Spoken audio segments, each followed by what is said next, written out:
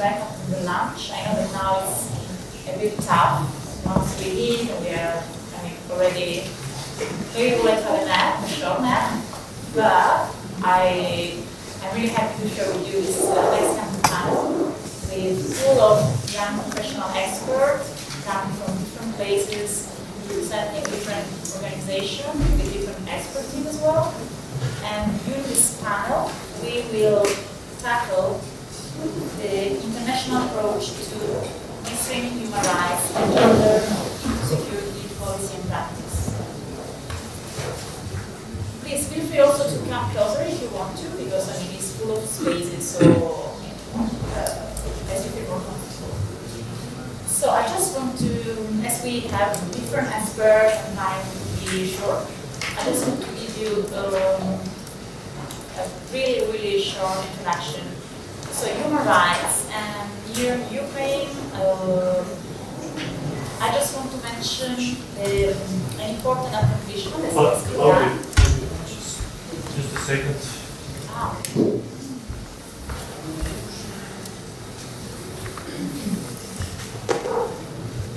Now can you hear me? So I don't know if you understand. Translation was already guaranteed. Should I start? Well, just to give you welcome back after the lunch, and thanks for coming here. As I mentioned before, here we have young experts coming from different parts of the world and from different organizations with different expertise. So I'm really happy to share with you all this interesting information about how to mainstream gender human rights in the security sector.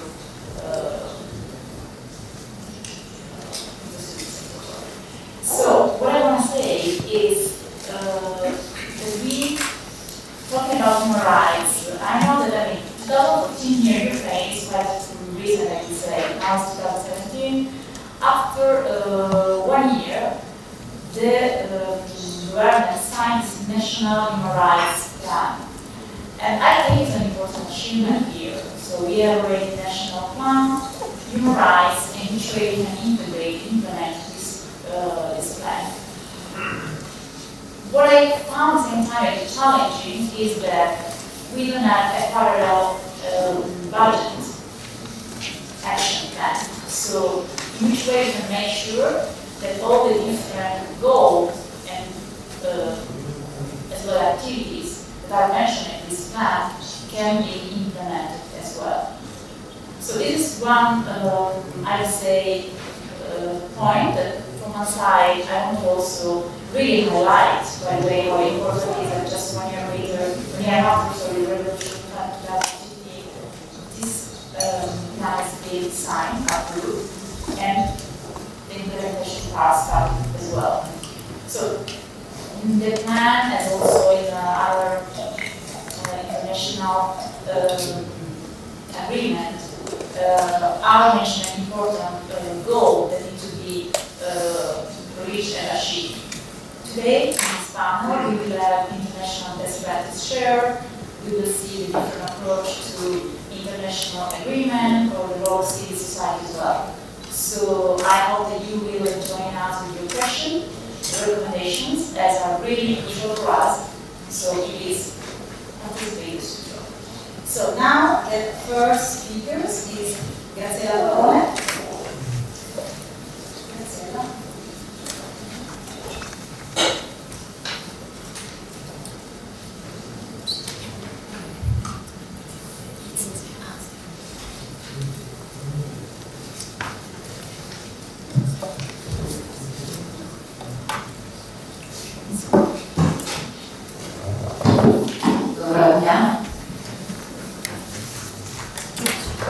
I know some more words in Ukrainian, but they will not help my presentation.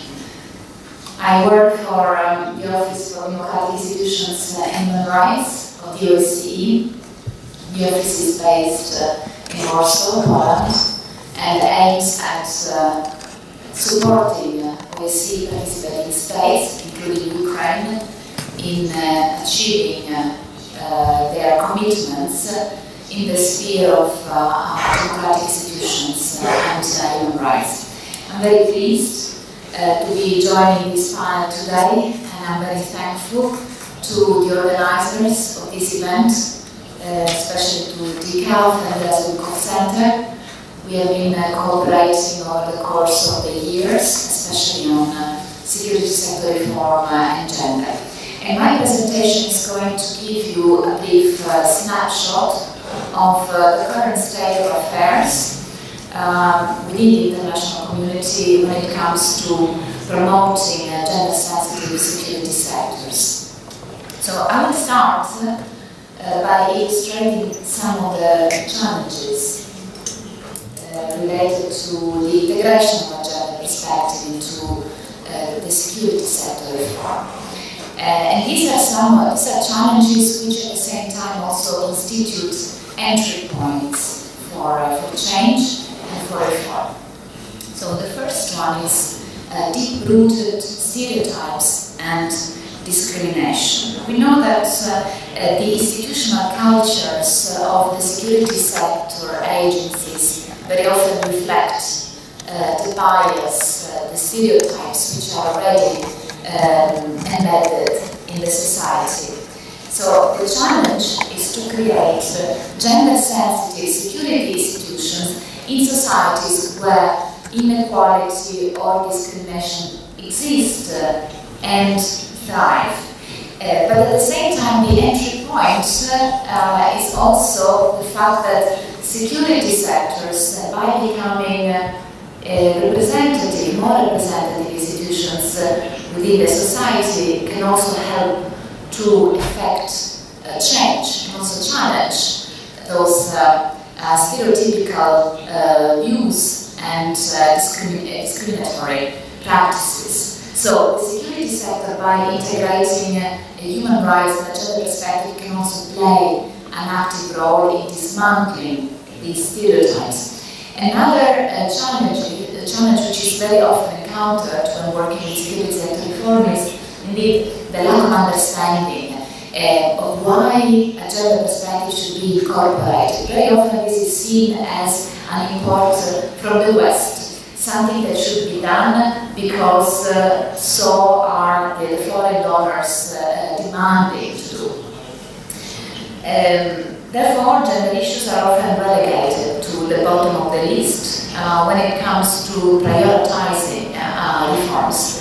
External threats very often have the priority vis-à-vis internal threats, for example, the circulation of small arms and light weapons or the spread of domestic violence. So these are aspects which are very often underestimated when it comes to forming a broader concept of security. So, and this shows that the integration of gender issues is very often seen as optional, although this neglects the fact that there are also obligations, that countries have international obligations to indeed comply with international human rights law, international humanitarian law, and provisions related to gender equality and non-discrimination. Very often we also struggle with the lack of disaggregated data. This is often the case. For example, at some point, ODIHR was mapping responses to domestic violence in Ukraine, and especially in the context of demobilization. And it turned out that state institutions, including the national police, do not collect data disaggregated also by, for example, families of demobilized soldiers or families where one of the members is on active duty. It's only civil society organizations who are working to assist victims of domestic violence are indeed disaggregating data when collecting complaints.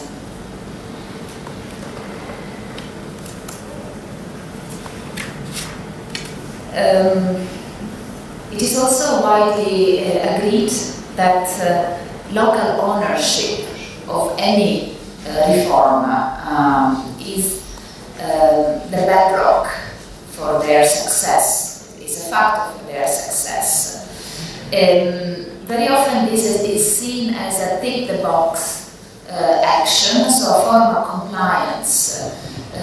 Very often we know that local consultations are needed so that the society at large can take part into consultations and can take part into forming policies at national level. However, very often this is reduced only to certain segments of the population. And country-wide diversity is oftentimes ignored, also because of the mistaken perception that spoilers could be empowered or that those without expertise could be engaged in very technical processes. However, it is only by expanding this process, by including even the most marginalized sectors of the society, that effective security sector reforms can take place.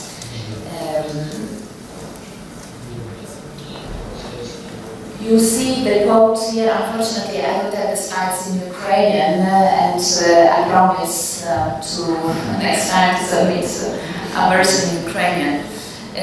This is something that was said by Kofi Annan in 2008, when the international community started to think about, to shift from a concept of national security to a concept of human security. So the integration of a gender perspective in security sector reform is inherent to an inclusive and socially responsive approach to security. So this is about making security sector's institutions non-discriminatory, representative of the population, accountable also when it comes to human rights violations, and capable of responding to specific security needs of different groups. In fact, a security sector reform which takes into consideration a gender approach, which integrates a gender approach, is in fact responding to different security needs, but also different security perceptions of the citizenry, of men, women, boys, and girls. And security sector reforms also respond to the action which was undertaken at the international level since 2000, first with the United Nations Security Council Resolution on 1325 and subsequent resolutions which placed the need to empower women and have them fully involved into conflict prevention, management, and post-conflict rehabilitation as a key instrument for international peace and security. At the same time, the women, peace and security agenda does not exist in a vacuum because it indeed derives from a complex body of international human rights law and international humanitarian law with their respective enforcement mechanisms. So I only noted down some of the key international instruments and mirrored the respective OSCE commitments, which OSCE participating states, including Ukraine, have adhered to and have committed to implement. Most recently, in 2015, the Sustainable Development Goals also acknowledged the need to link empowerment with security. There are two specific goals, Goal 4 and Goal 16, which which provides the ground for follow-up interventions. And the goals all underline the need for all stakeholders to demonstrate a strong commitment to the implementation. And this includes identifying national indicators for the Sustainable Development Goals targets and collecting data to track and uphold the ambitions set out in the goals. So these are some of the concrete benefits which are brought about the integration of gender perspectives into security sector reforms, security and defense sector reforms. So it addresses the different security needs and priorities of women and men. It also confronts gender-based violence, not only against women, but also against men. Promotes the equal participation of men and women in decision-making within the security sector, and creates security sector institutions that are representative of society at large and are thus more trusted and effective. Very often, we mistakenly think that by increasing the recruitment of women into security sector institutions and promoting their retention is enough to make security sector institutions gender sensitive. However, only that will not only place women at risk, so those women who are part of the security sector, but will not produce long-lasting effects if such efforts are not accompanied by a broader systemic integration of gender sensitive and human rights compliant approach.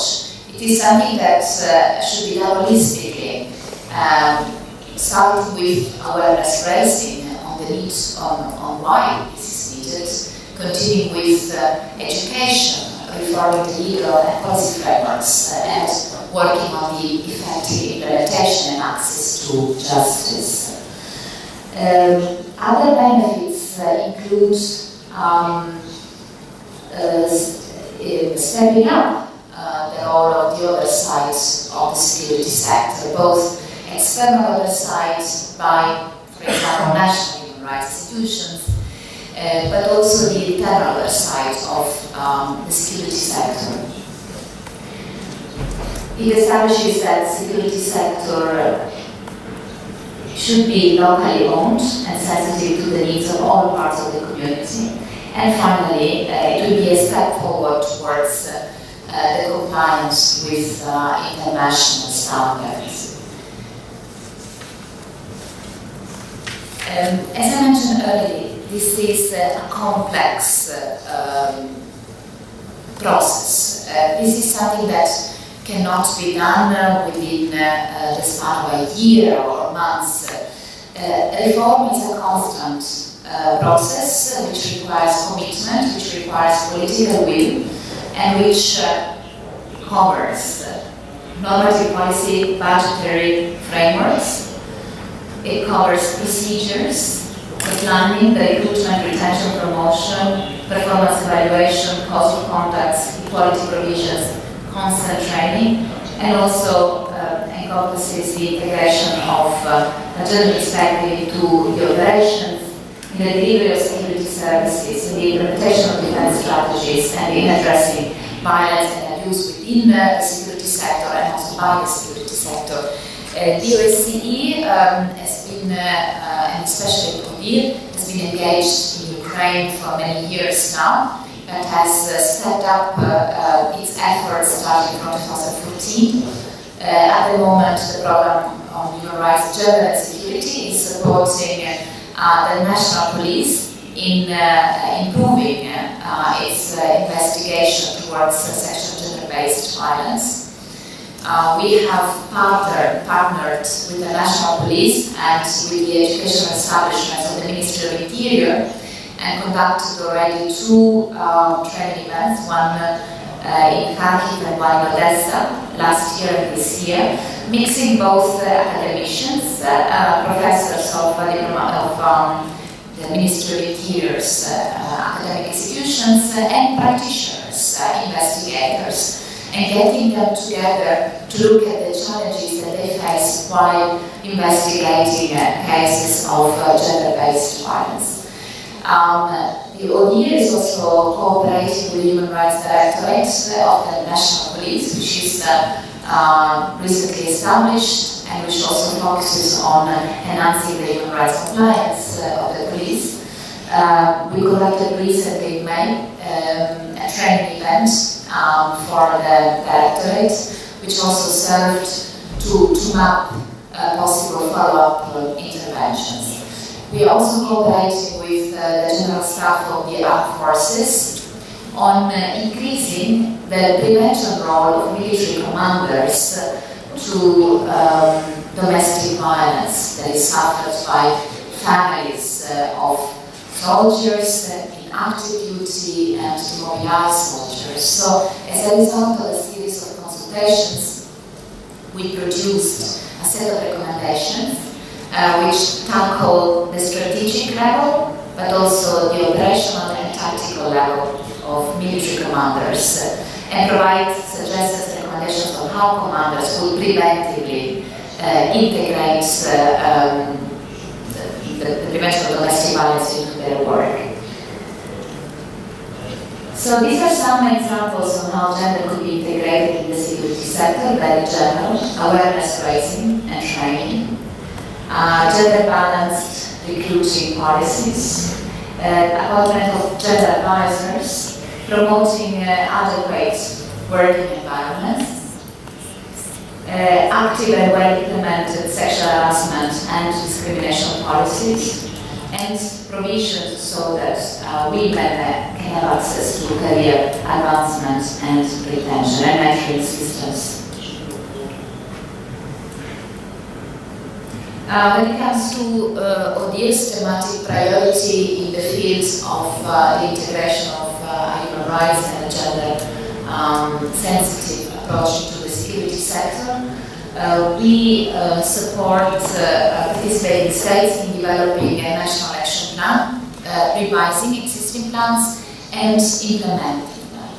So at the moment, after the Ukrainian National Action Plan on 2025 was approved last year, we are actively supporting its implementation, specifically working with the Ministry of Interior and the Police and the Ministry of Defense and the General Staff of the Armed Forces. And we are also working on supporting oversight mechanisms of the security sector together with DCAF. Some years ago, 3 guidance notes for the internal oversights of the armed forces and the police were developed, and for national human rights institutions, and we are conducting capacity building training events in order to step up the role of the oversight. And we are also working, and this is a brand new area of work, on the prevention of sexual and gender-based violence in place of the prevention of liberty, including police custodies, pre-trial detention facilities, and prisons. So empowering not only national human rights institutions, including NPS, on how to detect, report, and advocate cases of sexual and gender-based violence in those facilities, but also empowering the staff of those facilities to prevent the occurrence of such violations. So that should be all from my side. I will be happy to answer your questions later on. Thank you. Thank you, Graziella. It was very, very interesting. And I found it so interesting the fact that you raised the question about the data, how it's difficult or they don't used to collect disaggregated data. So if you don't, from the beginning, when we collect data, if they are not disaggregated about men and women, then it's really tough to find a good way to really identify the question, the problem, and find a solution. So it's a really crucial question from the beginning to really have disaggregated data. So thanks a lot for listening to this point, because sometimes we have a tendency to underestimate how important it is. So the next speaker is Yuri Poletayev,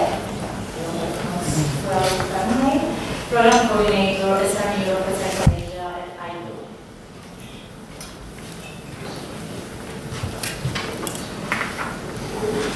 Thanks so much, Claudia. Just in advance, I'd like to apologize. This is going to be in English. I'm representing IDO, Capacity Program Coordinator, and my Ukrainian is not that strong. So, gender rule of law is the title of my presentation today. I'm going to furnish some examples from IDO's Justice Sector Programming globally, as a little example from our Ukrainian-based program. But before I, of course, this isn't working.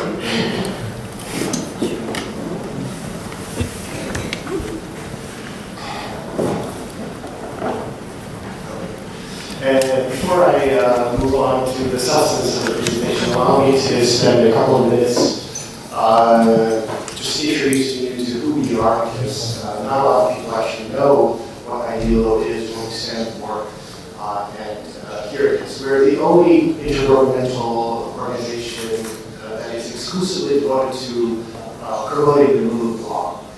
And when I mean intergovernmental, it's essentially we have governments as our members, member states. We work to enable governments and empower people to reform laws and strengthen institutions to promote peace, justice, sustainable development, and economic opportunity. Globally, we work with over 20,000 legal professionals, and we've been engaged in the justice sector reform in Ukraine since 2015, following the revolution of dignity. Here are some of our values and guiding principles. Just to sum up a few, we are people-focused, gender-sensitive, which is relevant to our meeting today, justice-oriented, we believe in local ownership of our reforms, we believe in empowerment, and we try to be as specific to the context as possible, and we work to enhance transparency and accountability. So how is gender actually relevant to security sector reform? I believe there was an earlier presentation from a parliamentarian this morning when she addressed some of the statistics. You know, we have 50% of the population or more who are actually women, and not nearly enough percentage of them represented in security sector reforms. This here is a summary of United States Department of State policy as regards to mainstreaming gender and how does it relate to security. First of all, you need to comply with the law. There are provisions in the Constitution that specify explicitly that integrating women is required at work, regardless of hardship you're talking about. You know, in the U.S. we have Marines who are now women, and they're allowed to be in active duty, and such reforms I'm aware are happening worldwide. To increase operational effectiveness, this is pretty interesting because there's research that points to the fact that women officers, women police officers, are much more likely to rely on communication than physical force, physical and sometimes deadly force. As some of you may have seen some of the instances of male police officers in the United States using excessive deadly, sometimes deadly force, leading to widespread protests in some of the cities.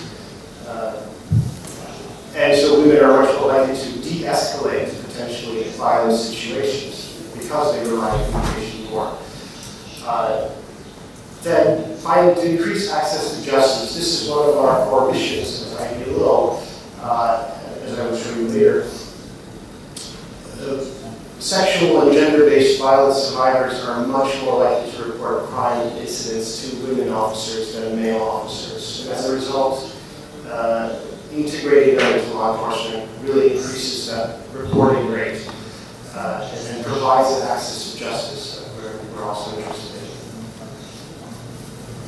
So, a brief literature review of gender equality issues in law, justice, and development highlights three core issues. They are discriminatory and unresponsive legal policy and institutional frameworks, limited access to justice for women, gender-based, gender-related exclusion, sustainable development, and economic opportunities. So as ideologue, I'm going to read from our strategy for you because it gets more complex here. We've developed our institutional strategy and gender strategy relying on these three gaps, looking at these three gaps and trying to formulate our response in accordance to them. So we formulated a gender strategy that's looking to address gap number one by combating discriminatory laws and ensuring the emergence of gender-responsive legal and institutional frameworks, enhancing women's access to justice in formal and informal institutions, and increasing their empowerment, women's empowerment in sustainable development and economic opportunities. So this is really the core of our gender strategy. And then the question is, how do we do this? How do we integrate a gender strategy at the programmatic level? And allow me to also quickly sort of run through the focus areas. We're looking at interventions done at the legislative level, institutional, and operational. And sometimes in a single country, such as Ukraine, you see all three levels represented in our program. For my part, based in Rome, our headquarters, my part is program design, quality control, and monitoring. So what does that entail? This goes back to an earlier point on collecting data and conducting gender analysis. Gender analysis is really fundamental in determining how various social issues affect women and men differently, right? Understanding of that impact should be integrated into activities, into our field-based operations, depending on various impacts. Gender integration is one of the key concepts that we're promoting as an organization into our project cycle. From the very beginning, concept development, conducting meetings with every partner. You tend to see how many women are represented at an important meeting, decision makers meeting, and usually they're not a lot. Gender mainstream is really that concept that is what we're here talking about. Mainstreaming gender considerations throughout the project cycle, throughout our interactions with host governments, with partners in the civil society and in the government, but also, importantly, security sector partners. So here are some examples from our field. We're working in a number of countries. Some of them are difficult transition countries, such as Afghanistan, South Sudan, Nigeria, where new constitutional norms sometimes have been drafted, and the host governments need support in implementation of those new norms. So, for instance, in Kenya, we've got a project that is looking to mainstream gender throughout the entire government. We have built a gender mainstreaming system that is now adopted by the government and is installed at the level of each ministry. And that's something that's, I think, one of the key accomplishments there in Kenya. But this is, we're looking again at the institutional level. Well, how about the operational level?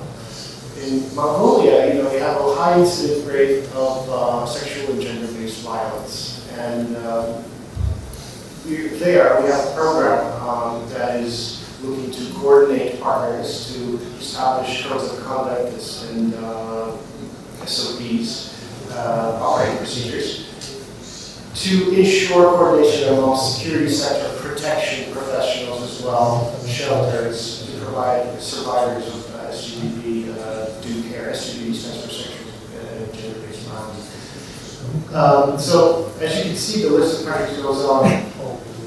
And in Ukraine, just to briefly sum up and hang it up here, we're working with the Ministry of Interior Project Monitoring Office, which is a new entity established in December of 2016, that is working on mainstreaming gender at the ministerial level. We're looking at domestic violence, we're looking at sexual and gender-based violence. We're also looking at hiring procedures when it comes to women police officers. And here I think Ukraine is one of the success stories, really. And I think somebody is going to talk about police reform in Ukraine and highlight that example. But thank you so much. If you have any more questions, those will be addressed later. Thank you, Dimitri. And thanks also for reminding us how the core of our panel, we talk about mainstreaming, because sometimes like this kind of word that like mainstreaming, like I don't have anything against the English language, but sometimes like what they exactly want to say is mainstreaming. So thanks for highlighting how important is that to mainstream, so to make sure that gender is included, is present at the legislative, institutional, and operational level. Otherwise, if we think to tackle the problem just like, I would say, at the legislative level, but then we don't reflect the same kind of attitude from our side at the institutional or operational level, then we're not going to really find a solution to our problem. So, thanks again, Dimitri. And now the next speaker is Karina from DICA, Project Officer. And I'm going to hand over to you, Karina.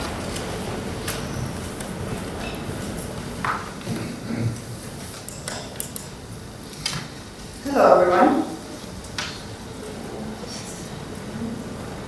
Yep. Thank you.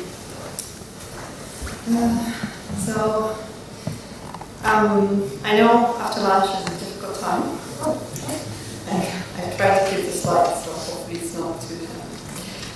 I'm going to be talking about human rights, gender, security sector, and how the civil society approach them. In my last presentation in March last year, I've talked about how we define civil society, how it works, and how it's related to the security sector and interacts with it. Today, having closely observed the development of civil society in Ukraine in the framework of this program for over 2 years, I would like to talk to you about next steps, and hopefully some of this will inspire further engagement to maintain this great momentum that Ukrainian civil society is in. So, these are some of the materials you can find on our website. So what is civil society? Civil society, beyond technical definitions, is a place where ordinary people come together to achieve extraordinary things. Civil society will determine the difference between good and bad governance. The quality of a democracy will not depend on the number of laws passed. It will depend on the capacity of civil society to ensure those laws are relevant, publicly known, widely accepted, and thoroughly practiced. The main role of civil society is to ensure that every aspect of a country's political system works as it should.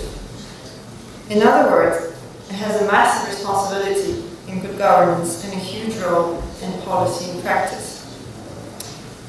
When given enough space and tools to thrive, civil society will become the single most powerful asset the country will have. But what happens if civil society is weak? Einstein once said, "The world is a dangerous place, not because of those who do evil, but because of those who look on and do nothing." The role of civil society is to do something. A democracy is only as good as its civil society is active. So what role for civil society in mainstreaming gender? Over the past couple of years, I've often heard the phrase, "We don't have a gender problem in Ukraine."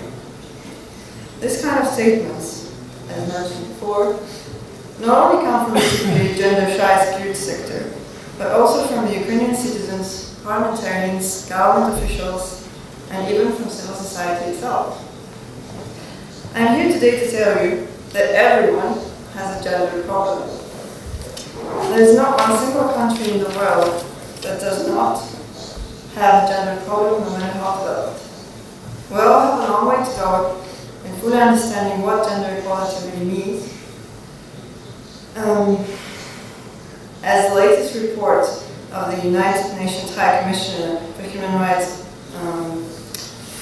on conflict-related sexual violence in Ukraine demonstrates, the gender problem in Ukraine is very much real. The role of civil society is to keep pushing for gender equality.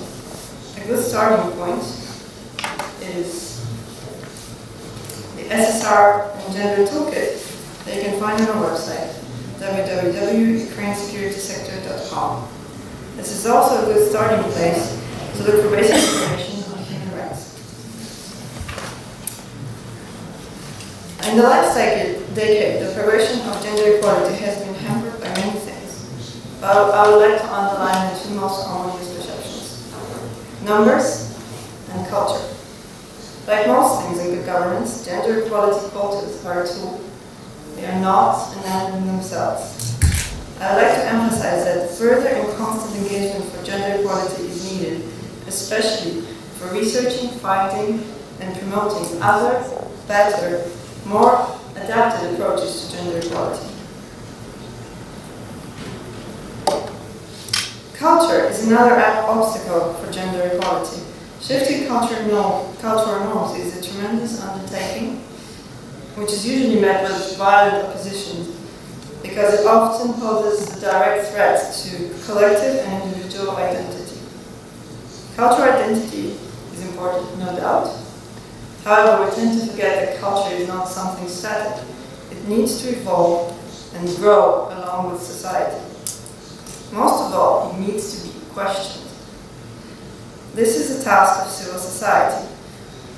Let's not forget that culture has oftentimes found itself on the wrong side of history.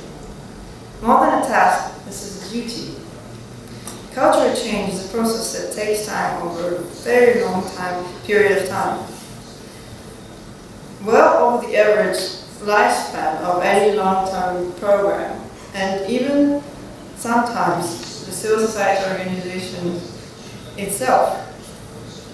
In order to overcome this difficulty, civil society, same as any other organizations, needs to build and nurture its institutional memory. In order to do this, it's crucial that civil society organizations share their knowledge and coordinate efforts nationally and internationally. Building networks based on this knowledge is the best strategy to drive long-term change. There needs to be a common understanding among civil society organizations that significant change takes time and constant effort. There also needs to be a culture that promotes this endurance and teaches to appreciate small achievements. Here, communication is everything. We all like to imagine that reforms go something like this. The reality of things often look more similar to this. So, how do you then advance through this? How can you be successful? There are no miracle recipes for success. However, there are guidelines based on good practices that can help you in this task. The first and utmost important element for civil society organizations to have is integrity, leading by example. In order to effectively advocate for human rights and gender equality, one has to have credibility and live by the values they promote. Civil society organizations and media should aspire to the highest standards of ethics and professionalism. Sadly, this is an ongoing challenge in Ukraine, according to the recent UNDP report defining civil society for Ukraine. The reasons behind these shortcomings are many, including low salaries, weak state support, and lack of proper training.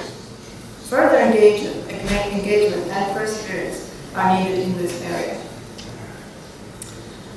Civil society is a remarkable source of knowledge and is best placed to observe and report what is happening in and around it.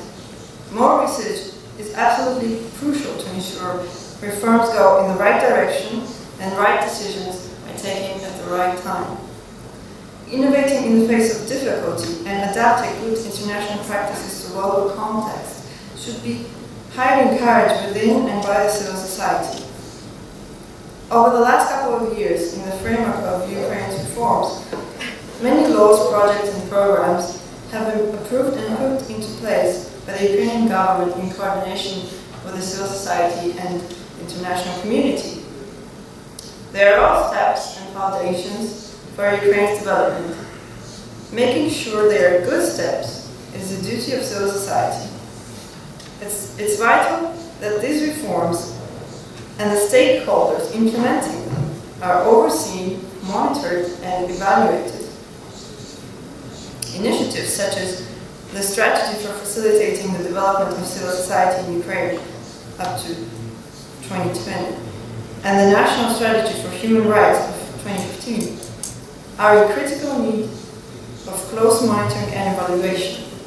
Civil society must keep up the pressure to make sure these initiatives are implemented. Today's communication and information system looks even more tangled than this. The issue today is not finding information, but finding the correct information in the sea of constant noise and fake news. The amount of cognitive signals we process every second of every day would have been unimaginable only 50 years ago. Here, an opportunity for civil society arises to act as a beacon of truth, to communicate, advocate, and educate. More and more people are turning to social platforms and popular YouTube channels because they offer a more human person-to-person communication. This is a window of opportunity, easily accessible to civil society organizations, to reach millions of people around the globe in just a few clicks. Civil society organizations should seize this opportunity to act as a reliable source of information. According to a 2016 report by Reporters Without Borders on the state of journalists and media in Ukraine, work remains to be done here. Communicating and cooperating with civil society and within civil society and with international organizations is crucial to avoid duplicating tasks. Since reforms are, as you mentioned, a long-term process, civil society needs to ensure the survival of its mission and values through institutional change. The 2016 Folkeberg mapping study on international organizations engaged in supporting SSR in Ukraine gives us an idea of the complexity of the situation and the importance of communication and cooperation under these circumstances. Civil society needs space and tools to operate. As difficult as the political and social context may be, civil society must find ways to build that itself.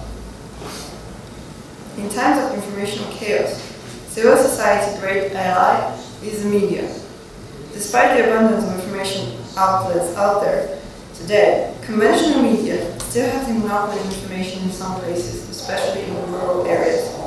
Civil society organizations must reach out to a maximum of citizens. For this, they need to form alliances with reputable media and work together to inform and educate not only the citizens, but each other. Civil society should be a reference, a tool for both the public and the government. Civil society should act as an interpreter and communicate back and forth between the government and the citizens. Last but not least, civil society in Ukraine needs to make extra effort to raise awareness on the topics surrounding security sector reform, human rights, and especially gender, and the importance they have for Ukraine's development as a democratic state. As mentioned before, on our website you can find many tools to help you do that. Civil society has a great deal of responsibility in defining Ukraine's future. I can only hope that they realize how empowering this is. Ukraine is on the right track. The time is now to keep improving and moving forward. Thank you very much. Thank you, Karina. Thanks for your presentation. And yeah, when we talk about civil society, it's really not only crucial, but it's really huge, I would say, issue. And I have a question. I would like to know how many NGOs, representatives from civil society are here now. Can you raise your hand? Any? Yes, I know. Yeah, because it's like, it's good to know, when we talk about civil society, there are so many actors like association, NGO, media, and you play an important role. You play absolutely an important role. And for example, Karina mentioned before this report from the Kiev International Institute for Sociology. And I was reading while I was flying back here to Kiev, so I was just reading some newspaper report, blah, blah, blah. So I was okay, let have a look on this report. The 2016 report of Reporters Without Borders. And I found out that statistics published by the Kiev International Institute for Sociology show that some of Ukrainians mainly use television and online media to stay informed. But, there is always a but. Only a fifth of the population regularly use Ukrainian-Russian information source, and it seems that only 4% of users trust this media.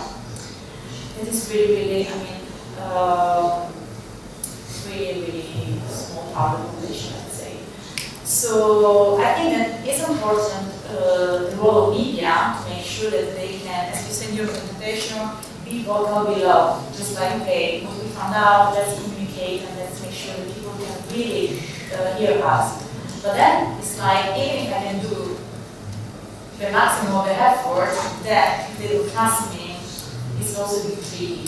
So it's important in this, when we talk about civil society, capacity building, but also to make sure there is this good connection between civil society and the governmental representative organization and institutions and citizens, just to make sure that we can trust each other at the end of the day.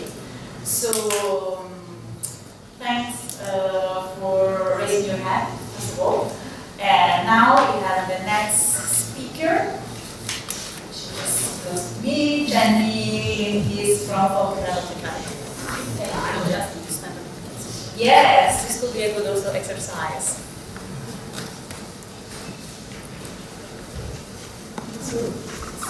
Yeah. Hello everyone. Hello everyone. I'm Jenny Lindqvist. I come from the Folkebännet Academy in Stockholm. Folkebännet Academy is a governmental agency specialized in peace, security and development. So we're directly under the foreign ministry. I work as a project manager for security sector reform. The Folkebännet Academy is our slogan, building peace. We are working mainly with capacity building, with advising in conflict and post-conflict countries in the fields of SSR and DDR, rule of law, reconciliation, mediation, and so forth. We were established in 2001. Today I'd like to share with you a couple of lessons learned and challenges as we have seen them when working in various countries of integrating human rights and security policies. I was asked to talk about best practices, but I asked also to change the title to lessons learned because it's actually quite difficult to find best practices that works in other contexts. It's very context specific. So today I will share a couple of modules that we use to analyze progress of integrating human rights into the security sector, and also in the end to talk about some lessons learned from the two countries, Colombia and Sweden, that I have been working with. Our standpoints when talking about human rights is the well-known concept of human-based approach that I'm sure that some of you have heard of, where these four principles of participation, accountability, non-discrimination, and transparency should be looked upon as principles to empower the rights holders, which is the population, to demand their rights from the duty bearers, which is the government. When we look at participation, it means that all the stakeholders that have an interest in the security sector should be listened to. Talking about accountability, important to remember that it should be under democratically elected leaders, but also that the state should be responsible to ensure monitoring functions that accountability is fulfilled. Non-discrimination, we talk about including, it's a lot about representation, about women, men, boys and girls, as functionaries, but also when consulting about reform efforts. Transparency, we have talked about that before, it's very crucial, the way of ensuring efficiency and empowerment. Without these four principles, the efficiency cannot be achieved. And it's not only about avoiding corruption, but it's also about ensuring efficiency, that the media can monitor, that the funds are spent in an efficient way, and so forth. When we talk about in our security sector reform courses, we also consider the two elements of affordability and efficiency. But in human rights implementation, we think that it's most important to analyze these four, because the other two will come automatically. So, I will focus on these two aspects since I think they are the most challenging and difficult ones in the security sector when implementing human rights. And why is that? Why is it so difficult in all countries in the security sector to ensure accountability and transparency? Well, first of all, many of the activities are closed. It should be secret to be efficient. But what we always say is that what doesn't have to be secret should not be kept secret, because it can stop the efficiency. What do I mean with that? Well, the main challenge, as I see it, is this dual role of the security sector. First, the security sector should protect, respect, and fulfill the human rights obligations, the freedom of speech, the right to feel secure, and so forth. In the worst case scenario, the security sector actors could also be perpetrators of these freedoms. And that's what we need to assure that it shouldn't happen. And how then do we ensure that security sector actors can protect, respect, and fulfill their rights? Well, it's a lot about management culture, of course, and that's what's most difficult to change. If the leadership doesn't change, it's difficult for the functionaries to change their attitude. And we need measurements of moral standards, codes of conduct, that it should be a transparent recruitment process, and it should be high to the ceiling, as we say it in Swedish. It should be an open communication within the security services. This esprit de corps, this feeling of collegiality among, is very important. I mean, it's a quite difficult and challenging work and to keep the secrets and to be efficient and so forth. But it can also be dangerous if it's not used in the right way. We should be open when we speak about challenges and so forth and help each other, but it should be very clear to follow the rules, and that is of course a management responsibility, which means that the punishments for misconduct, etc., should be equal for all.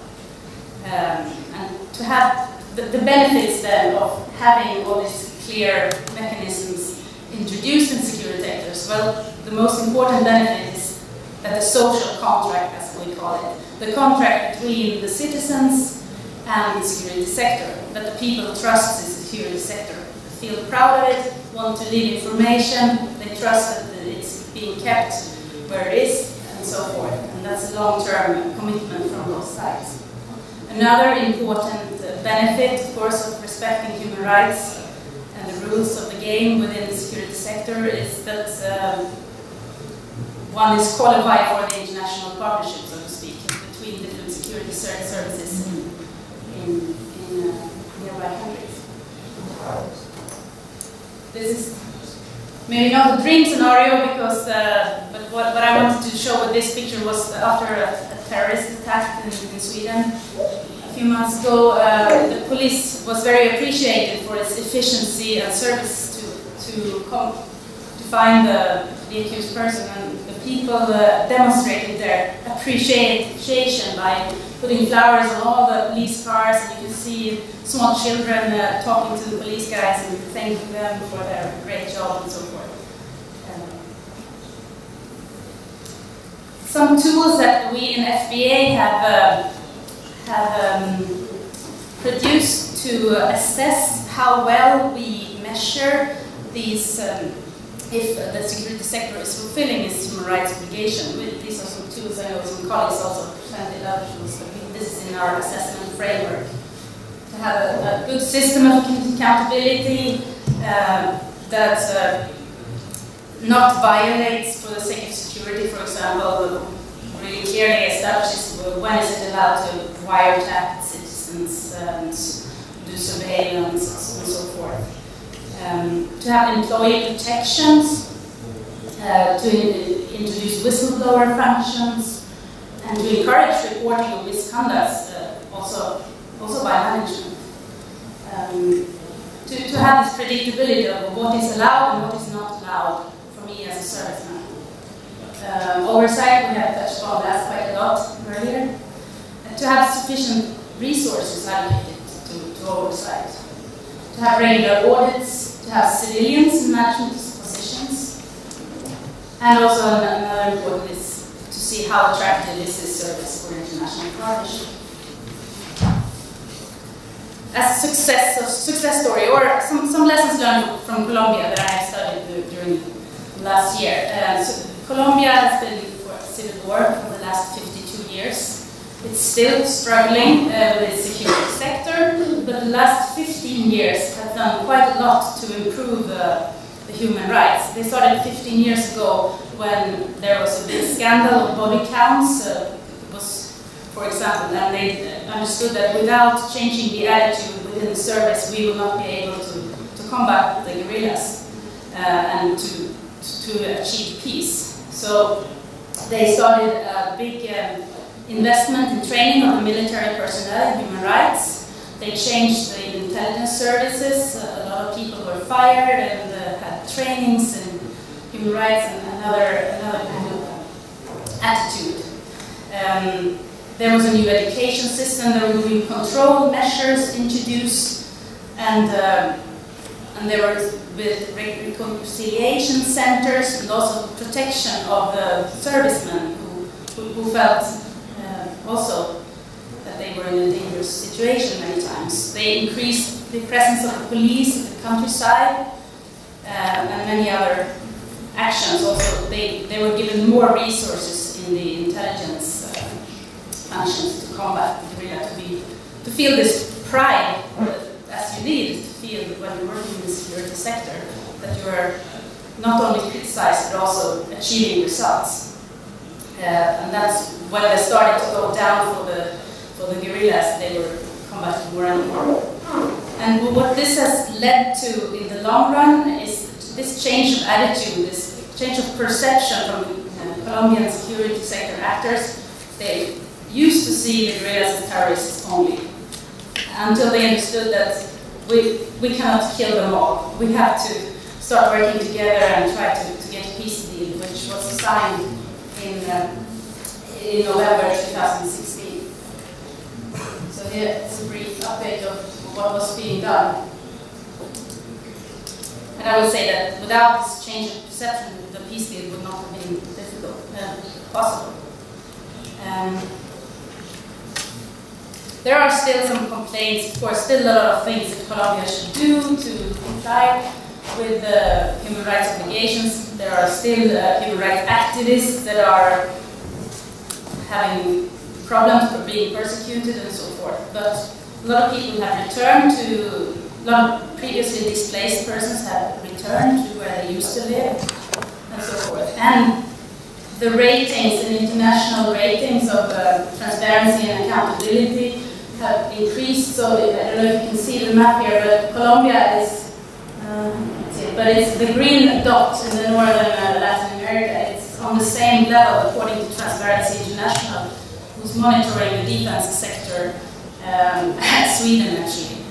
So they have done quite a lot. That's from 2015. There are still some complaints about recruitment of intelligence that is too narrow, combating the criminal gangs and so forth, the legislative access to information. But I would encourage you to look at this website. It's quite interesting because you can see what all the complaints are. Room for improvement. Some examples from Sweden. This was just my idea of showing these examples is just to show that despite if we have good legislation for human rights protection in the security sector, there's always a constant need to review and to see what is lacking and what needs to be corrected. Some examples from this, a couple of years ago, it was revealed from media that the Swedish security police is registering Roma inhabitants, gypsies, and of course when this was a big scandal because it's not correct to do that, and now they need to pay back a large compensation to all these people who were registered, about 3,000 euros. So that's not very affordable for a state. It was about 300 people, I think, who was registered. There is always a big debate also in our countries of how much should we keep secret, how much should be controlled, how much should be registered versus the combating of crime, especially in these times of increased level of anti-terror laws and attacks and so forth in Europe. A couple of years ago, Sweden the parliament passed through quite a controversial wiretapping law in 2008. It was very debated, lots of feelings, as criticism to the personal integrity. But it's quite clearly regulated, I would say, when it's possible to wiretap and when not. Also in Sweden, we have oversight committees who complain about our security sector. Well, they did an oversight review in 2013. One of the comments was that you cannot register data on people that is not connected to like an operation that has a very clear purpose of registration. Otherwise, you just have to take it away from the computer systems. This case about the Egyptians, the anti-terror the terror accused two Egyptians a couple of years ago were unfortunately left out to Egypt to be accused for terror, and the Swedish security police trusted the Egyptian police that they were not going to torture them. However, they were tortured, and of course that was a big scandal as well, and now we are giving compensation to these people. They returned to Sweden if I'm not mistaken, but still it's a big wound in the history of the security police. And also I would doubt that the Swedish police would ever trust, or it would take a long time before they trust the Egyptian security police. Some indicators, if someone is interested here, is very clearly to see how well accomplished accountability and transparency is in different countries. Thank you. And some more information about the vocabulary. Thank you, Jenny. We were quite ambitious because we now follow the best practice, so I can let me say they are good enough. So, and yeah, a lot of keywords came up in your presentation about this social contract between citizens and security institutions, and other problematic issues that we can find everywhere in each country is this budget allocation, because even we can reform and we can pretend that we do so many activities like implementing a long action plan, but then the big issues like budgets, how can we really manage. So thanks again. And now I am over to the last speaker. This is Natalie. Most of you I think already know her because she's really actively participating in different conferences that we can say. So the consultant, Natalie, the floor is yours.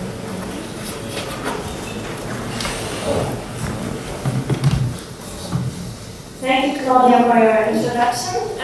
For those who are not familiar, I'm Nazlı Yıldırım, working as a VCAP consultant, and in this capacity I worked with the United Nations Office on Human Rights Commissioner to develop a training manual for police officers on human rights. Today we have only 10 minutes, so I won't be talking about the entire human rights landscape in the law enforcement, but rather focus on gender. So before I start, I wanted to just note that human rights in the police and law enforcement is not a standalone topic which you give training, human rights training to police officers, it's ticked off and then they continue their operations. As we have heard from our Ukrainian colleagues today, human rights violations can take many forms and in many different manifestations, especially in core police functions. In arrest and detention, we discussed human rights related issues on arrest and detention today, but also human rights violations can take place in the police treatment of vulnerable groups. These include children, women, minorities, refugees, migrants, LGBTI individuals, persons with disabilities, and crime victims in general. Thankfully, we have mechanisms to safeguard human rights within the police, human rights of police officers, as well as human rights of members of the community. So, like I said in the beginning today, I will focus my presentation on two things. First, the role of women in the police force, their rights and key issues they face, and secondly, police treatment to women who are victims of gender-based violence.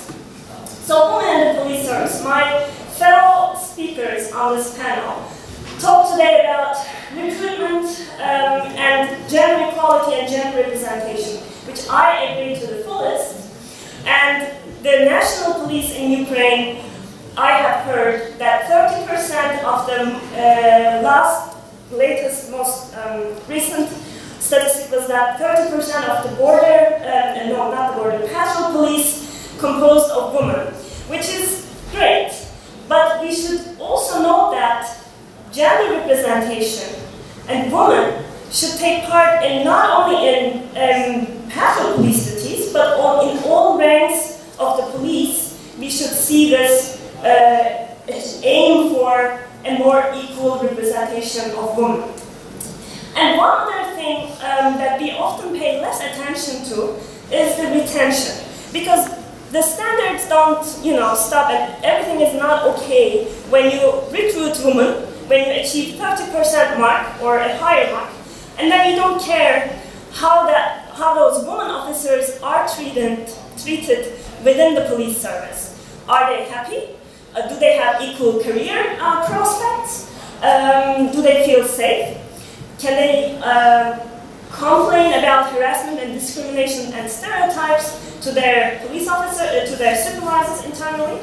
So it is important to analyze the retention statistics of women police officers and whether it really differs from men in the police. And then there are a few things that police services can do to keep women in the police service and keep them thriving. One is employing gender-sensitive policies. So what do we mean by this? One example that is mostly talked about in previous conferences in this project was the implementation of pregnancy and maternity leave related laws.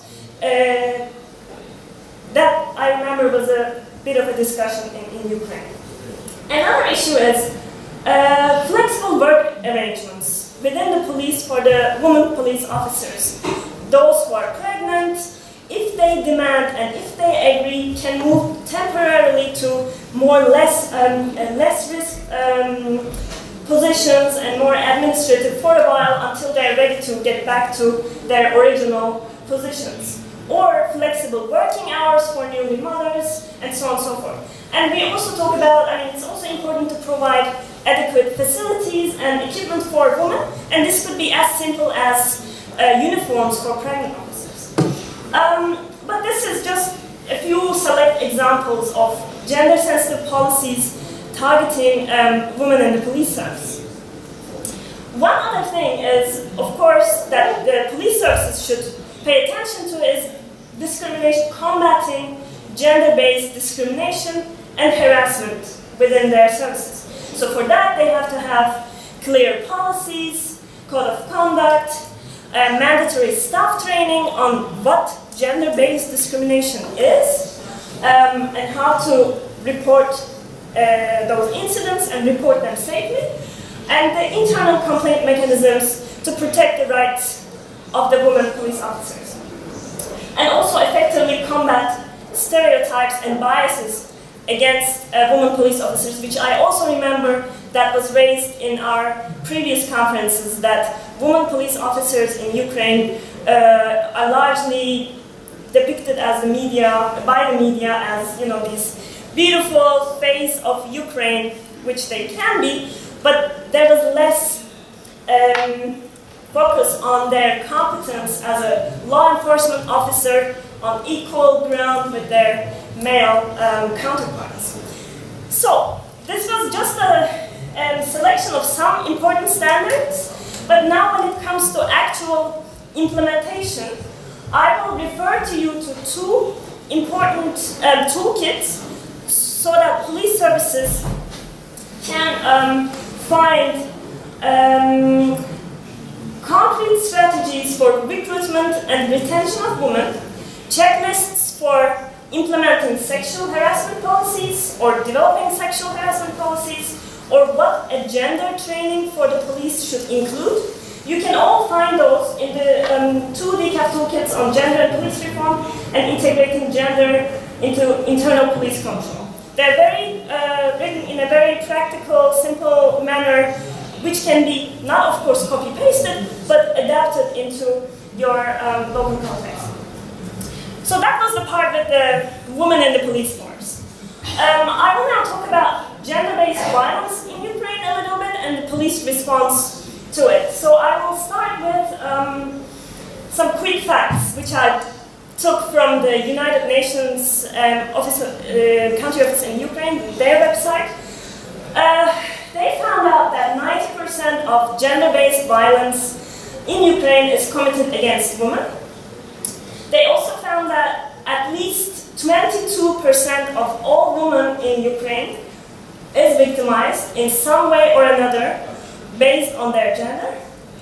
And UN argues that this percentage can actually be higher because only 30% of cases are reported to police. The 70% we don't even know.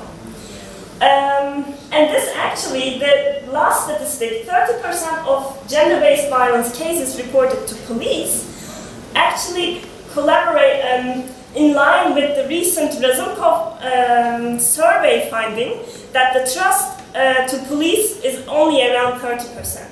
So report to police is usually, not always and not fully, but report to police is usually a good indicator of confidence in the police.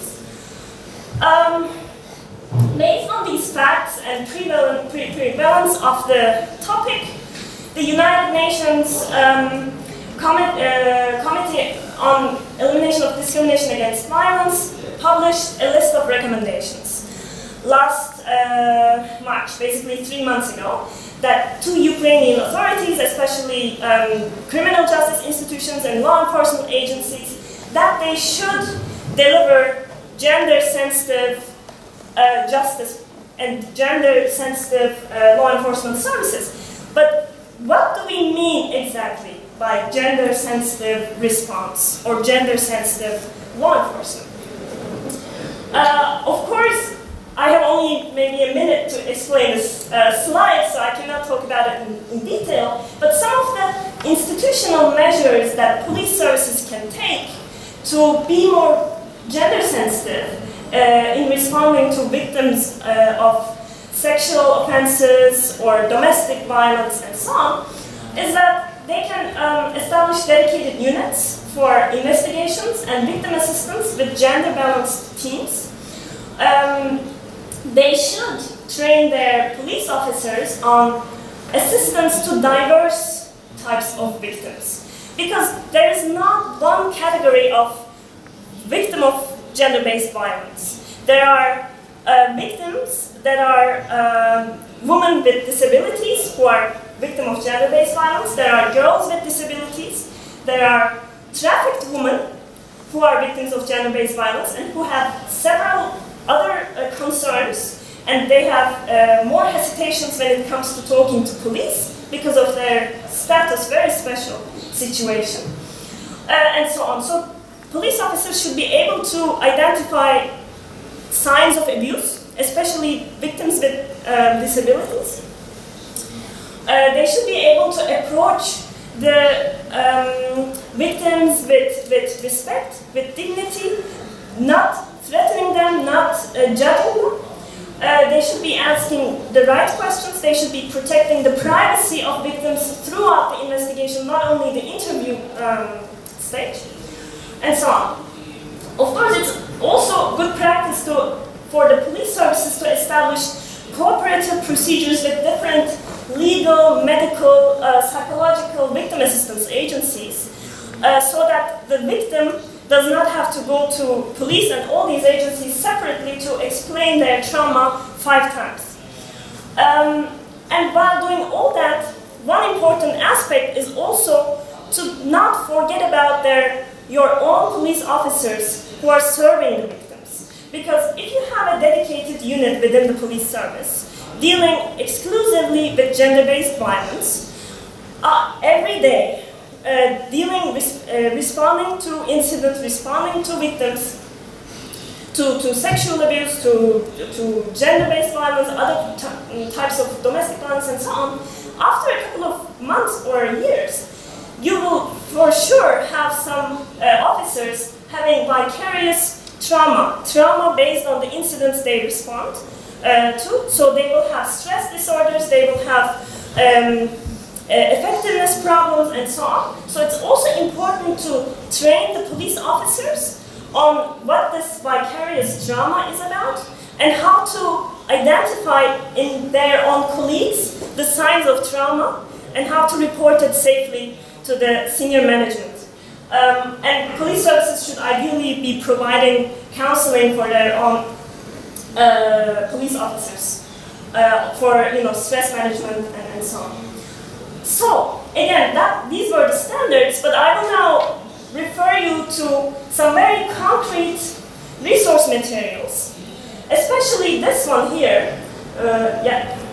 The UNODC's publication on effective police responses to violence against women is an excellent source. Unfortunately, I looked up it and yesterday saw that there is no Ukrainian language version, but if there is any resources to translate this publication into Ukrainian, it should be this one, because it includes checklists for the police officers from the very initial response, which questions to ask, which words and phrases to avoid, which evidence to look for when you're dealing with a rape case or when you're dealing with a disabled girl abused by her own caregiver, and so on. So very practical, which can be easily integrated into national training curriculum.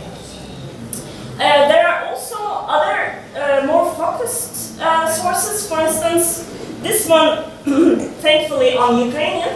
In Ukrainian, WHO's guidelines for interviewing trafficked women. 10 very concrete guidelines for police officers interviewing specifically trafficked women in that context. And then, of course, the human rights and law enforcement training manual that I mentioned in the beginning.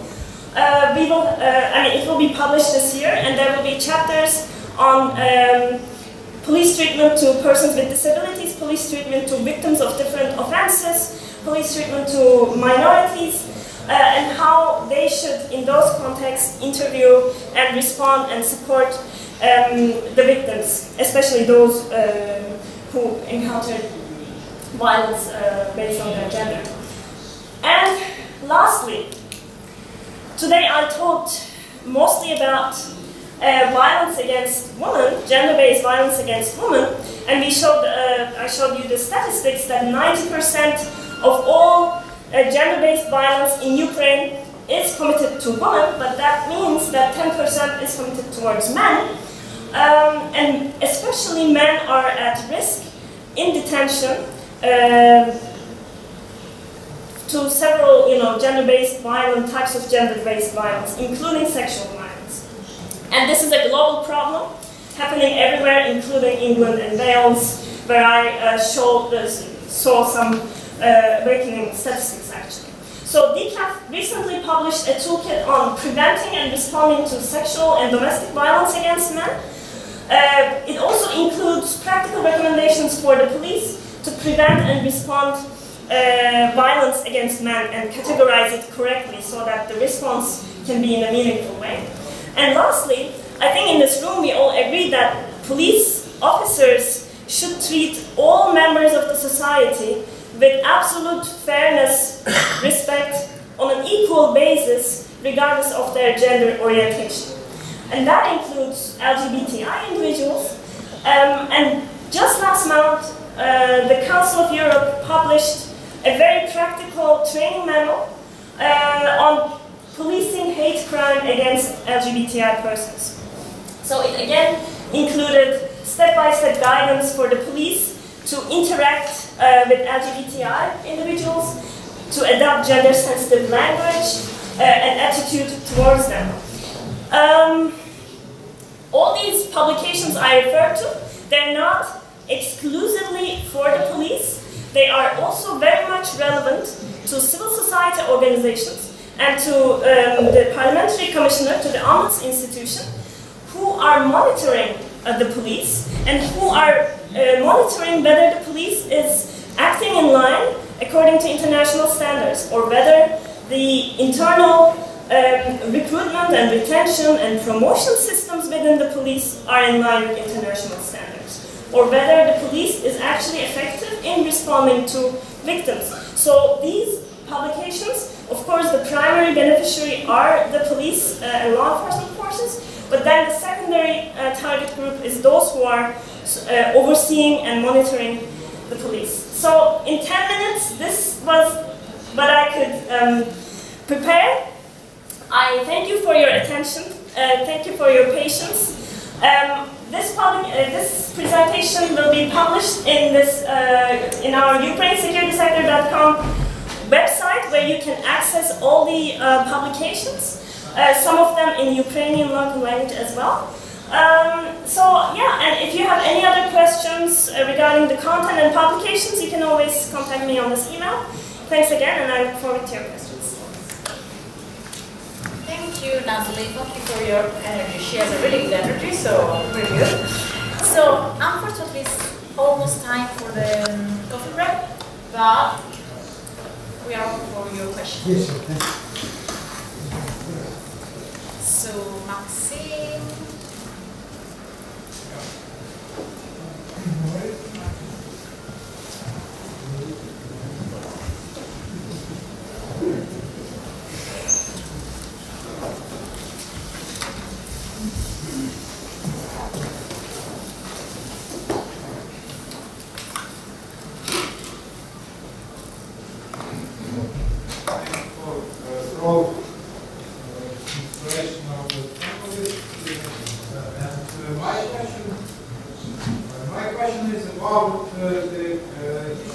will not discuss about the role of minors of children and their possible human rights abuse, especially in the case of war. If you remember, there is this Netflix movie, this documentation about child soldiers. And in one recent UN human rights report, it was reported that in Donbass there were like 1 or 2 cases which were very low level and resolved with Ukrainian volunteer battalions when there were children of 17 years old, 1 or 2, but much more of those with the Russian-backed separatists. And the second part of it is possible child abuse during post-military training, which we can see now in right here on videos, performance of standards and best practices of protecting children's rights in this context. Thank you. The next one, so maybe we can collect all questions now and then they're going to reply for. Please.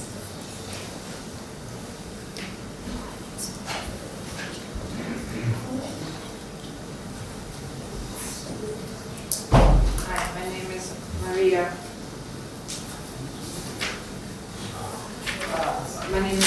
Dier. I'm from Kharkiv National University. And first of all, let me thank you for this wonderful presentation. It was really great to see such smart young women in the gender panel. So that's, I think that you are best representing this issue. And also, because you are like a good complement to all these beautiful women. And my question is, as I'm from the eastern part of Ukraine, and basically we see the situation in the country a little bit different from what's like from Kiev. And as you know, since 2014, we've been basically in the state of war. The territory of Ukraine is occupied by the Russian troops, and we have an ongoing conflict on our territory. And in these circumstances, do you think some of the restrictions of the human rights are allowed? I mean, restriction by the law enforcement bodies. Do they have the right to act subsequently on the reacting on some situations without the legal procedures, the basic legal procedures? And if so, to what extent? And if so, to what extent that could be done, and during which period? For example, you know that in 2014 we had a situation when our regional administration was occupied by the separatist troops, and the local law enforcement bodies well, basically made some military operations to took them out of there. And it's clear that all of that was not legally, the procedure was not legally based. And was it acceptable, or we should have waited for the court orders? And because basically, if we look at the point of in that situation from the point of view of human rights abuse, then some of the people can say that they have the right for free together freely, and that their rights were abused, for example. Thank you. Other question? Please. Дякую. Я хотів коротко коментар до виступу, коментар після того, як буду відповіді на поставлені питання.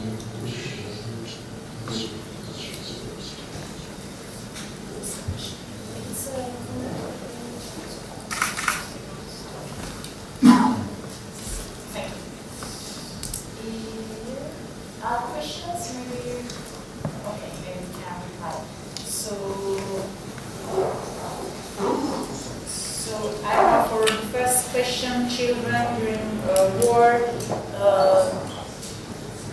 which maybe on the police side.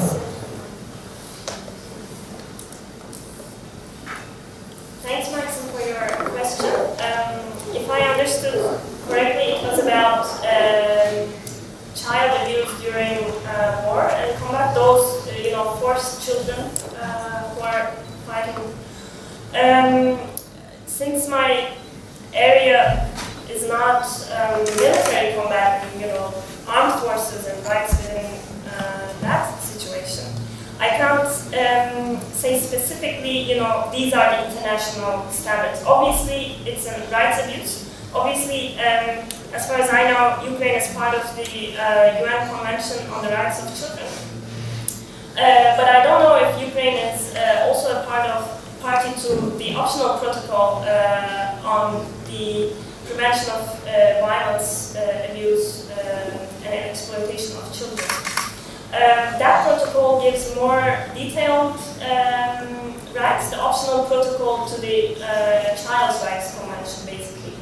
But the mechanisms, there's a UN committee which you can complain to specific incidents where children are abused in the conflict situations. But the committee's recommendations, please correct me if I'm wrong, but the committee's recommendations are not binding, legally binding. So they are, on a recommendation basis. So that's all I can say on the rights front. But I can also answer to the next question if there's anything else.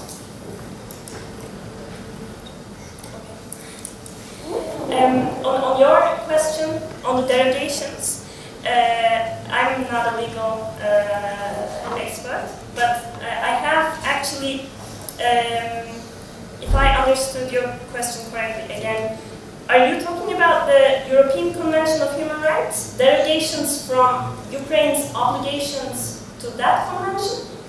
And also to the ICCPR, International Convention on Civic and Political Rights. Okay, because Article 4 of the ICCPR explains in what situations where you can derogate from. And you cannot, as a state, even if you're in conflict, even if you're in war, you cannot derogate from certain obligations and certain rights. Also, for instance, you cannot derogate from the absolute prohibition of torture and ill treatment and other forms of punishment. But a state party to those international conventions would like to derogate from certain rights and certain obligations, such as those standards on right to liberty and security, which regulates detention conditions.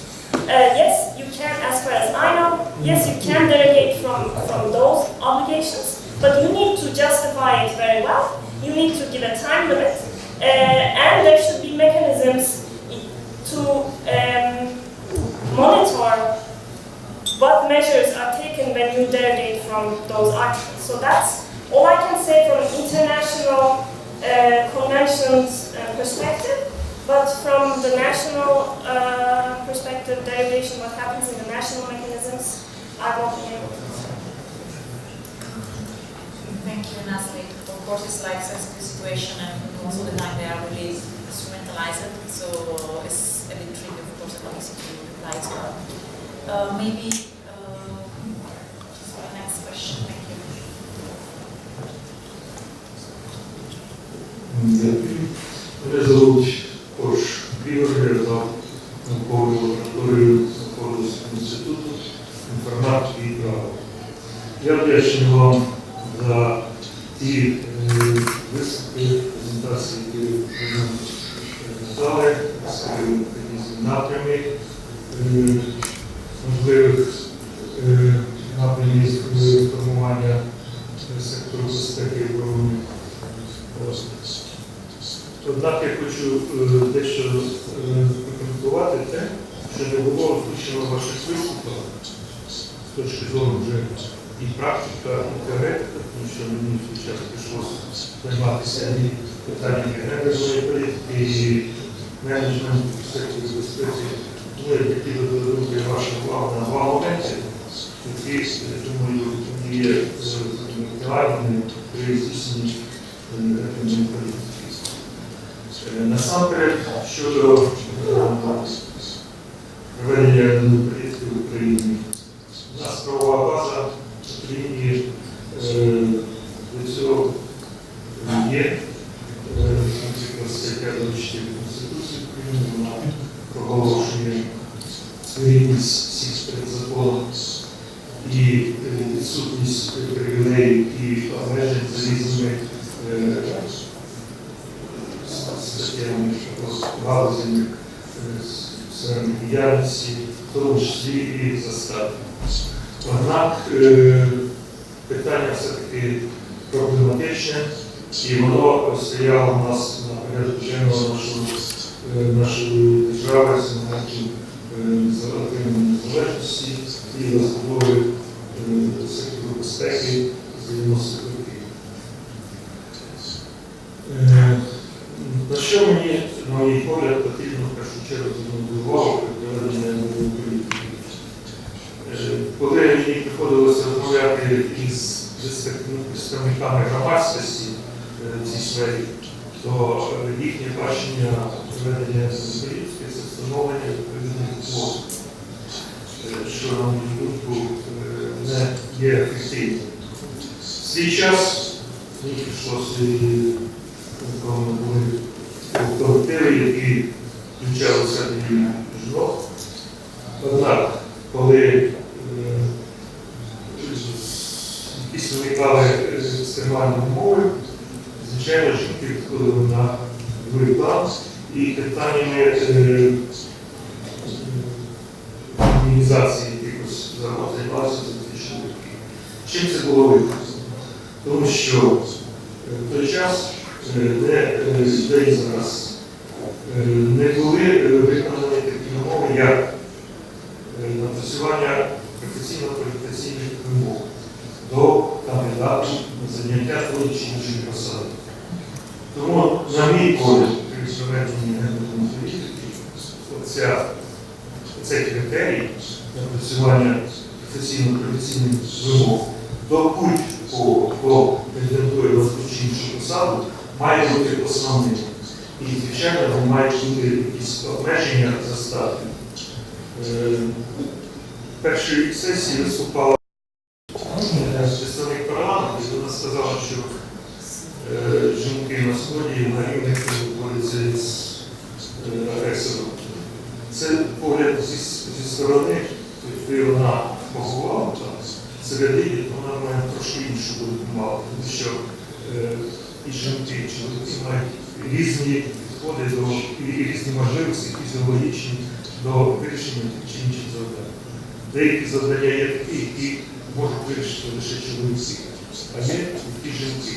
Тому ці професійно-кваліфікаційні вимоги мають бути насамперед основною ознакою, критерієм, основним документом при вирішенні питань кадрового підходу. Це перше питання. Друге. Не прозвучало щодо гарантій, надання гарантій людям при проведенні реформування сектору безпеки. Я маю працівників правоохоронних органів і спецслужб. Ми більше говорили про осіб, які піддавалися впливу спецслужб або правоохоронних органів, а самі представники ми не затрогали. Якщо держава буде надавати відповідні гарантії щодо безпеки всіх осіб, а в нас законодавство на це напрацьоване і дає такі гарантії. Але коли міняється влада, ці критерії чомусь порушуються. Ну, наприклад, я наведу приклад, закон про інформацію має положення, яким питання державної безпеки, які стосуються громадян, наприклад, відомості про оперативний склад, відомості про агентурну мережу, так далі, яка має державну таємницю, вони зберігаються закритими на 75 років. а якщо є необхідність, то і більше. Сьогодні ми бачимо, що це все порушується. Ці гарантії, які надавалися раніше, не порушуються, розкриваються списки агентур. І фактично зараз рушиться агентурна мережа. Тому, якщо влада буде з одного боку давати гарантії, а з другого боку їх порушувати, реформувати сектор безпеки належним чином важко буде. Тим паче, що інститут агентури це дуже ефективний інститут, без яких, я думаю, ні у нас служба освіти не може функціонувати. На що я хотів звернути увагу? Державні гарантії і спеціально-професійну освіту. Дякую.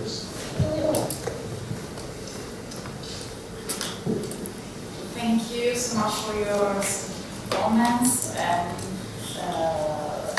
Everything is very appreciated for our side. It's always tough to make sure that we can tackle all the different aspects of our presentation, as also, as we mentioned, in 10 minutes sometimes it's also difficult to raise the point. I think that she raised also something about how law enforcement officers themselves, they are protected by the law and in which way, which are mechanisms. But of course, then it's really difficult to just talk in a really detailed way. What we try to do, and thanks for your comment also, when we want to really, when we talk about gender, to make sure that we can, at the end, enable the environment to make sure that women and men, without any kind of discrimination, but just making sure that their professional skills are recognized and they can occupy different positions in different offices and places of our society again. So thank you again. I think now it's time for a coffee break. We are late, so I'm sorry for that. And according to the program, 3:30 we should be back here for the last hour. Right, Alexei? Можна додати ще 5 хвилин. Come on.